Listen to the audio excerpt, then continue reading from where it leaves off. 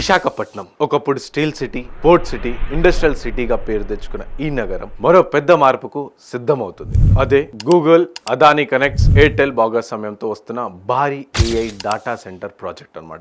ఈ ప్రాజెక్ట్ గురించి మాట్లాడితే దాదాపు $15 బిలియన్ ఇన్వెస్ట్మెంట్ అని భారీ సంఖ్య మనకు కనిపిస్తుంది. కానీ గవర్నమెంట్ చెబుతుంది ఇది ఆంధ్రప్రదేశ్కి ఒక గేమ్ చేంజర్ అనే భారీ ఇన్వెస్ట్మెంట్ వస్తుంది అని చెప్పేసి, జాబ్స్ వస్తాయని చెప్పేసి, అండ్ టెక్నాలజీ డెవలప్మెంట్ జరుగుతుంది అని. కానీ వైజాగ్ ప్రపంచ టెక్నాలజీలో వస్తుంది అని, వైజాగ్ ప్రపంచ టెక్నాలజీ మ్యాప్లో మరింత కీలకమైన నగరంగా మారుతుందని గవర్నమెంట్ చెబుతుంది. కానీ మరోవైపు అక్కడ సామాన్య లోకల్ ప్రజలు, రైతులు, ఎన్వైరన్మెంట్ యాక్టివిస్ట్ కొన్ని సీరియస్ క్వశ్చన్స్ రైజ్ చేస్తున్నారు. వారి ప్రశ్న చాలా సింపుల్. ఇన్వెస్ట్మెంట్ వస్తే మంచిదే, కానీ మా నీళ్ళ పరిస్థితి ఏంటి, మా భూముల పరిస్థితి ఏంటి, మా ఎన్విరాన్మెంట్ పరిస్థితి ఏంటి, చివరికి ప్రాజెక్ట్ వల్ల ఎవరు బెనిఫిట్ పొందుతారు, అసలు వైజాగ్ డాటా సెంటర్ ఇష్యూ ఏంటి, ఎందుకు కొంతమంది అపోజ్ చేస్తున్నారు, అండ్ దీనివల్ల ఎలాంటి సైడ్ ఎఫెక్ట్స్ ఉండొచ్చు, ఎవరు బెనిఫిట్ అవుతారు, అండ్ ఇప్పుడు ఈ మొత్తం విషయంలో సింపుల్గా అర్థం చేసుకునే ప్రయత్నం చేద్దాం. ఈ వీడియోలో నేను మీ ముందు పెడతాను. ముందుగా డాటా సెంటర్ అంటే ఏంటి? డాటా సెంటర్ అంటే చాలా పెద్ద కంప్యూటింగ్ ఇన్ఫ్రాస్ట్రక్చర్ అనమాట.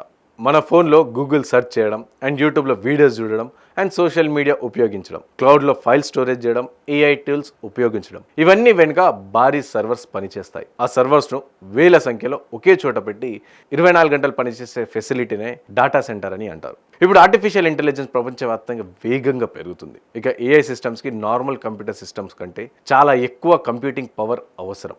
అందుకే గూగుల్, మైక్రోసాఫ్ట్, అమెజాన్, మెటా లాంటి పెద్ద టెక్నాలజీ కంపెనీస్ ప్రపంచవ్యాప్తంగా భారీ డాటా సెంటర్స్ను నిర్మిస్తున్నాయి. ఇక్కడ ఒక ముఖ్యమైన విషయం ఏంటంటే డాటా సెంటర్ ఇండియాలోనే మాత్రం ఎందుకు నిర్మిస్తున్నారు అని చెప్పి చాలామంది అడుగుతారు. అయితే ఇండియాలోనే కాదు, అమెరికాలో ఉంది, యూరోప్లో ఉంది, ఏషియాలో ఉంది, మిడిల్ ఈస్ట్లో కూడా ఉంది, అండ్ ప్రపంచవ్యాప్తంగా అనేక ప్రాంతాల్లో ఇలాంటి భారీ డాటా సెంటర్స్ కూడా ఉన్నాయి. అయితే ఇండియాకి ఇప్పుడు ఎందుకు ఇంత ఇంపార్టెన్స్ వచ్చింది అని అంటే ఇండియాలో హ్యూజ్ డిజిటల్ పాపులేషన్ ఉంది కాబట్టి, అండ్ ఇంటర్నెట్ యూసేజ్ ఇండియా చాలా ఎక్కువగా యూజ్ చేస్తుంది, అండ్ ఏఐ సర్వీసెస్కి డిమాండ్ వేగంగా మన ఇండియాలోనే పెరుగుతుంది. అలాగే fibre connectivity, submarine cable connectivity, power infrastructure, పెద్ద టెక్నాలజీ సిస్టమ్స్ వంటి అడ్వాంటేజెస్ అన్నీ ఇండియాలోనే ఉన్నాయి. విశాఖకు మరో ప్రత్యేకమైన అడ్వాంటేజ్ ఉంది. అదేంటంటే ఇది కోస్టల్ సిటీ అవ్వడం వల్ల ఇంటర్నేషనల్ సబ్మరైన్ కేబుల్ కనెక్టివిటీకి స్ట్రైట్గా డైరెక్ట్గా అడ్వాంటేజ్ ఉంటుందన్నమాట. అంటే కంపెనీస్ ఇండియాలో ఒక హ్యూజ్ ఇన్ఫ్రాస్ట్రక్చర్ మార్కెట్, అంటే కంపెనీస్కి ఇండియా అనేది ఒక హ్యూజ్ ఇన్ఫ్రాస్ట్రక్చర్ మార్కెట్ అనమాట. అందులో వైజాగ్ ఒక ఇంపార్టెంట్ లొకేషన్గా మారే అవకాశం కూడా ఉంది. అయితే ఇక్కడ అస్సలు ప్రశ్న ఏంటంటే గవర్నమెంట్ ఈ ప్రాజెక్ట్ని ఎందుకు తీసుకురావాలని చూస్తుంది. ఒక $15 బిలియన్ ఇన్వెస్ట్మెంట్ అంటే చిన్న విషయం ఏమి కాదు. ఇలాంటి భారీ ఇన్వెస్ట్మెంట్ వల్ల కన్స్ట్రక్షన్ యాక్టివిటీ పెరుగుతుంది, ఇన్ఫ్రాస్ట్రక్చర్ డెవలప్మెంట్ జరుగుతుంది, అండ్ టెక్నాలజీ ఎకోసిస్టమ్ డెవలప్ అవుతుంది, అండ్ డైరెక్ట్ ఇండైరెక్ట్గా ఎంప్లాయ్మెంట్ కూడా పెరగవచ్చు, అండ్ లోకల్ బిజినెస్ ఆపర్చునిటీస్ కూడా రావచ్చు. అయితే గవర్నమెంట్ పాయింట్ ఆఫ్ వ్యూలో చాలా క్లియర్గా ఉంది. గూగుల్ లాంటి గ్లోబల్ టెక్నాలజీ కంపెనీస్ వైజాగ్లో భారీ ఇన్వెస్ట్మెంట్ పెడితే ప్రపంచంలోని ఇతర పెద్ద కంపెనీస్ కూడా ఆంధ్రప్రదేశ్ వైపు చూడవచ్చు అని. అండ్ ఇది ఒక గవర్నమెంట్కి చాలా పెద్ద ఆపర్చునిటీ. కానీ ప్రతి ఆపర్చునిటీకి ఒక కాస్ట్ కూడా ఉంటుందని మనం గుర్తు చేసుకోవాలి. ఇక్కడే అస్సలైన కాంట్రవర్సీ మొదలవుతుంది. అదేంటంటే ఇక్కడ మెయిన్గా ప్రజలు ఎందుకు అపోజ్ చేస్తున్నారంటే ముందుగా ఒక విషయం స్పష్టంగా ఇక్కడ మనం మాట్లాడుకోవాలి. ఎందుకంటే వైజాగ్ ప్రజలందరూ డాటా సెంటర్స్కి వ్యతిరేకం అని కాదు, కానీ ఇక్కడ లోకల్గా ఉన్న ప్రజలు, ఫార్మర్స్, ఎన్విరాన్మెంట్ యాక్టివిటీస్, నీరు, భూమి, విద్యుత్, ఎన్విరాన్మెంట్, జాబ్స్, గవర్నమెంట్ ఇన్సెంటివ్స్ వంటి అంశాలపై సీరియస్ కన్సర్న్ రైజ్ చేస్తున్నారు. వాటిలో మొదటిది నీటి సమస్య. ఎందుకంటే డాటా సెంటర్లో వేలాది సర్వర్స్ కనెక్టివిటీ పనిచేయాలి. సర్వర్స్ పనిచేయాలంటే వాటికి చాలా పెద్ద ఎత్తున కూలింగ్ సిస్టమ్స్ అవసరం. ఆ కూలింగ్ సిస్టమ్స్ పనిచేయాలి అండ్ కూల్గా ఉండాలంటే వాటర్ అవసరం. అయితే ఇక్కడ లోకల్ పీపుల్ అండ్ సామాన్య ప్రజలు అడుగుతున్న ప్రశ్న ఏంటంటే ఇప్పటికే వైజాగ్లో వాటర్ ప్రాబ్లం చాలా పెద్ద ఎత్తున ఉంది. మరి ఈ డాటా సెంటర్లో వస్తే వాటర్ సప్లై ఎక్కడి నుంచి వస్తుంది? ఒకవైపు ఒక కుటుంబానికి డ్రింకింగ్ వాటర్ అవసరం, మరోవైపు భారీ టెక్నాలజీ ప్రాజెక్ట్కి ఇండస్ట్రియల్ వాటర్ కూడా అవసరమే. అందుకే ఇక్కడ ప్రజల్లో కన్సర్న్ ఏర్పడుతుంది. అయితే ఇక్కడ కంపెనీ వాళ్ళు ఏం చెప్తున్నారంటే గూగుల్ ప్రకారం వైజాగ్ ఏఐ హబ్లో అడ్వాన్స్ ఎయిర్ కూలింగ్ మరియు క్లోజ్డ్ లూప్ కూలింగ్ టెక్నాలజీ ఉపయోగిస్తున్నాము అని చెప్పేసి, అండ్ ట్రెడిషనల్ కూలింగ్ సిస్టంలో పోలిస్తే ఫ్రెష్ వాటర్ డిపెండెన్సీని తగ్గించేందుకు ఈ టెక్నాలజీ ఉపయోగపడుతున్నట్టు కంపెనీ చెబుతుంది. కాబట్టి జర్నలిస్ట్గా మనం ఒక్క సైడ్ మాత్రమే చూడకూడదు, పీపుల్ కన్సర్న్ కూడా చెప్పాలి. అసలు ప్రాజెక్ట్కి ఎంత వాటర్ అవసరం, ఆ వాటర్ సోర్స్ ఏంటి, నగర వాటర్ సప్లైపై యాక్చువల్ ఇంపాక్ట్ ఎంత పడుతుంది, అండ్ ఈ విషయాలపై ట్రాన్స్పరెంట్ డాటా పాలసీ కూడా బయటికి రావాలి. ఈ విషయంపై ట్రాన్స్పరెంట్ డాటా పబ్లిక్కి బయట పెట్టాలి. ఇక రెండో అతిపెద్ద ఇష్యూ ఏంటంటే భూమి. డాటా సెంటర్ కోసం పెద్ద ఎత్తున భూమి అవసరం. వైజాగ్ పరిసర ప్రాంతాల్లో ప్రాజెక్ట్ కోసం భూముల వినియోగంపై కొంతమంది రైతులు, లోకల్గా ఉన్న కుటుంబాలు చాలా వరకు కన్సర్న్ చెప్తున్నాయి. ఏంటంటే కొన్ని కుటుంబాలకి ఆ ల్యాండ్ అంటే ఆ స్థలం కేవలం ప్రాపర్టీ మాత్రమే కాదు, అదే వారి లైవ్వుడ్ అంటే జీవన ఆధారం, అదే వారి ఫ్యామిలీ ఇన్కమ్ అండ్ అదే వారి పిల్లల ఫ్యూచర్. అందుకే వారు ఈ ప్రశ్నలు లేవనెత్తుతున్నారు. మా భూమి ఒకసారి ప్రాజెక్ట్కి వెళ్ళిపోయిన తర్వాత కాంపన్సేషన్ తీసుకున్న మా లాంగ్ టర్మ్ ఫ్యూచర్ పరిస్థితి ఏంటి అని. ఇది కేవలం ల్యాండ్ ప్రైస్ గురించి మాట్లాడే ఇష్యూ కాదు, జీవన ఉపాధికి సంబంధించిన ఇష్యూ. ఒక రైతుకి భూమి అంటే ఒక పీస్ ఆఫ్ ప్రాపర్టీ మాత్రమే కాదు, అదే అతని జీవితం. అందుకే ల్యాండ్ అక్విజిషన్ విషయంలో కాంపన్సేషన్తో పాటు లాంగ్ టర్మ్ రీహాబిటేషన్ ఆల్టర్నేటివ్ లైవ్వుడ్ ఏంది అని చెప్పేసి ప్రజలు అడుగుతున్నారు. ఎంప్లాయ్మెంట్ ఆపర్చునిటీస్ వంటి అంశాలు కూడా చాలా ఇంపార్టెంట్ ఇక్కడ. కానీ ఆ ఎంప్లాయ్మెంట్ ఎవరికి ఇస్తున్నారు? ఆ ఎంప్లాయ్మెంట్ ఇచ్చేది కూడా పర్మనెంట్ ఉద్యోగాల, టెంపరీ ఉద్యోగాలు అని చెప్పేసి రైతులు అడుగుతున్నారు. ఇంకో మూడో పెద్ద సమస్య ఏంటంటే ఎన్విరాన్మెంట్. వైజాగ్కి కోస్ట్ లైన్ మాత్రమే కాదు, hills, forest, wild life areas and water bodies కూడా ఉన్నాయి. ఒక భారీ డాటా సెంటర్ అంటే కేవలం ఒక బిల్డింగ్ నిర్మించడం మాత్రమే కాదు, దానికి రోడ్స్ కావాలి, పవర్ ట్రాన్స్మిషన్ ఇన్ఫ్రాస్ట్రక్చర్ కావాలి, కూలింగ్ ఇన్ఫ్రాస్ట్రక్చర్ కావాలి అండ్ బ్యాకప్ పవర్ సిస్టమ్ కూడా కావాలి. ఇంకా లోతుకెళ్తే ఫైబర్ నెట్వర్క్స్ ఇలా చాలా పెద్ద ఎత్తున కావాలి. అంటే మొత్తం ఒక పెద్ద ఇండస్ట్రియల్ ఎకోసిస్టమే అక్కడ డెవలప్ అవుతుంది. అందుకే ఎన్విరాన్మెంట్ యాక్టివిస్ట్ ప్రశ్నిస్తున్నారు. ఏమనంటే ఈ మొత్తం డెవలప్మెంట్ వల్ల లోకల్ ఎన్విరాన్మెంట్ పై ఎంత ఇంపాక్ట్ పడుతుంది, వైల్డ్ లైఫ్ పై ప్రభావం ఎంత పడుతుంది, వాటర్ బాడీస్ పై ఎంతవరకు ప్రభావం చూపుతుంది and hills and surrounding ecosystem పై ఏ మాత్రం ప్రభావం పడుతుందో అదంతా కూడా బయట పెట్టాలని వాళ్ళు అడుగుతున్నారు.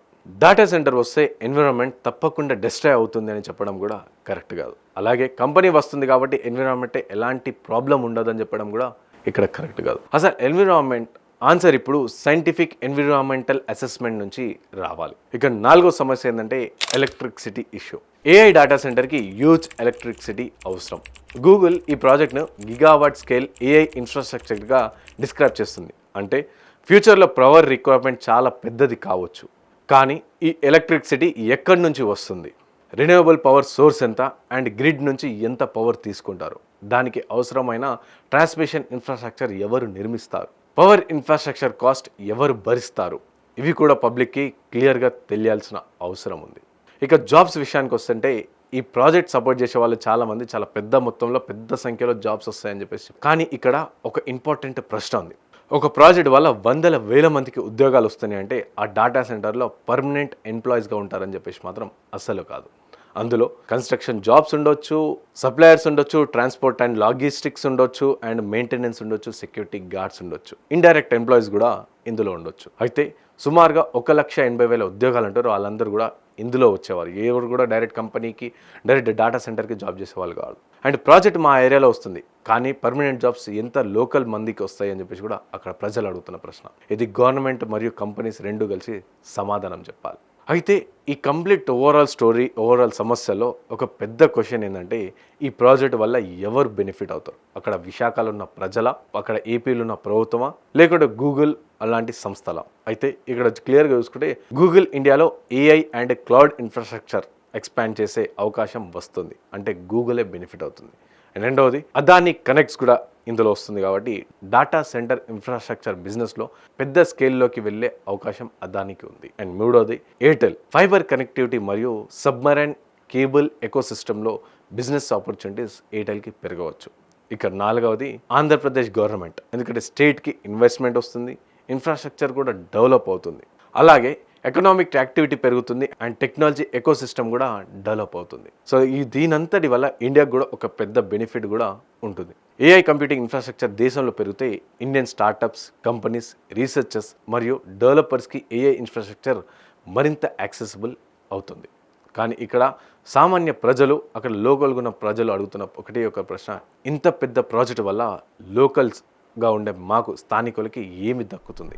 ఒకవైపు $15 బిలియన్ ఇన్వెస్ట్మెంట్ అవుతుంది, మరోవైపు ల్యాండ్ కన్సర్న్స్ ఉన్నాయి, ఒకవైపు ఏఐ డెవలప్మెంట్ అంటున్నారు, మరోవైపు వాటర్ బాడీ కన్సర్న్స్ ఉన్నాయి, ఒకవైపు గ్లోబల్ టెక్నాలజీ కంపెనీస్ అని అంటారు, మరోవైపు ఇక్కడ స్థానికంగా ఉన్న రైతులు మరియు రైతు కుటుంబాల పరిస్థితి ఏంటి? అందుకే అక్కడున్న ప్రజలు అడుగుతున్నారు, ఈ డెవలప్మెంట్ మాకు కూడా కావాలి, కానీ డెవలప్మెంట్ కోసం మేము ప్రైస్ పే చేయాలా?